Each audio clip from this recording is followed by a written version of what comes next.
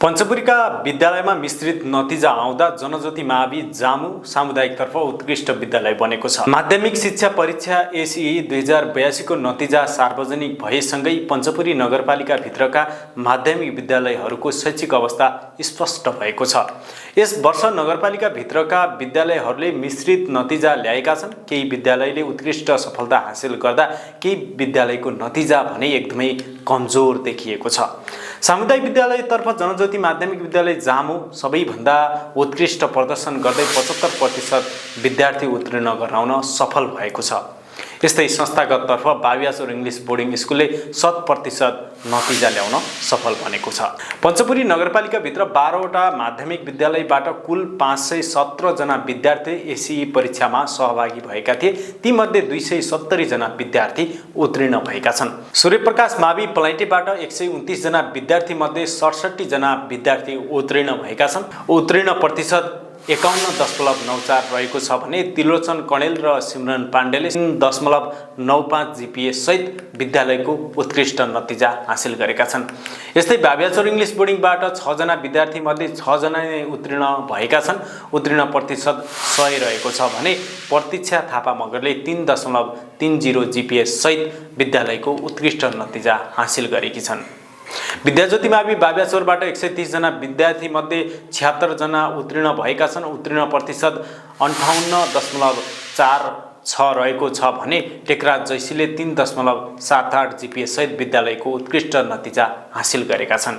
यस्तै विद्याभूमि एकाडेमी बाबियाचोरबाट 22 जना विद्यार्थी मध्ये 21 जना उत्तीर्ण भएका छन्। उत्तीर्ण प्रतिशत 95.45 रहेको छ भने दिपेश रिमाल प्रिज्मले 3.66 जीपीए सहित विद्यालयको उत्कृष्ट नतिजा हासिल गरेका छन्। नेपाल राष्ट्रिय माध्यमिक विद्यालय बुढाखलीबाट 17 जना विद्यार्थी मध्ये 3 जना उत्तीर्ण भएका छन्। उत्तीर्ण प्रतिशत 17.64% रहेको छ भने नरप्रताप बुढाले 2.90 जीपीए सहित विद्यालयको उत्कृष्ट नतिजा हासिल गरेकी छन्। मालिका मावि पैसराबाट 24 जना विद्यार्थी मध्ये 6 जना उत्तीर्ण भएका छन्। उत्तीर्ण प्रतिशत 25 रहेको छ भने शेरबहादुर थापाले 3.36 जीपीए सहित विद्यालयको उत्कृष्ट नतिजा हासिल गरेका छन्। यस्तै जनजागृत मावि दुलालथाईबाट 42 जना मध्ये 14 जना विद्यार्थी उत्तीर्ण भएका छन्। उत्तीर्ण प्रतिशत 33.33 रहेको छ भने प्रदीप कणेलले 3.68 जीपीए सहित विद्यालयको उत्कृष्ट नतिजा हासिल गरेका छन्। यस्तै जनता मावि विद्यापुरबाट 52 जना विद्यार्थी मध्ये 24 जना उत्तीर्ण भएका छन् भने उत्तीर्ण प्रतिशत 46.15 रहेको छ। सुषमा जोशीले 3.44 जीपीए सहित विद्यालयको उत्कृष्ट नतिजा हासिल गरेकी छन्। विद्याज्योति मावि सुन्दरपुरबाट 15 जना विद्यार्थी मध्ये 3 जना विद्यार्थी उत्तीर्ण भएका छन्। उत्तीर्ण प्रतिशत 20 रहेको छ। रविन्द्र आली मगरले 2.91 जीपीए सहित विद्यालयको उत्कृष्ट नतिजा हासिल गरेका छन्। सिद्धेश्वरी मावि दहसान्नेबाट 25 जना मध्ये 9 जना उत्तीर्ण भएका छन् भने उत्तीर्ण प्रतिशत 36 रहेको छ। गोविन्द रावत विकले 3.18 जीपीए सहित विद्यालयको उत्कृष्ट नतिजा हासिल गरेका छन्।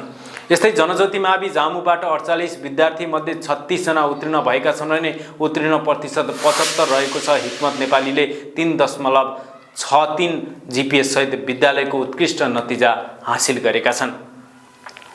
यस्तै जनसिर्जना मावि तातामानीबाट 32 जना मध्ये 14 जना विद्यार्थी उत्तीर्ण भएका छन् भने उत्तीर्ण प्रतिशत 43.75 रहेको छ।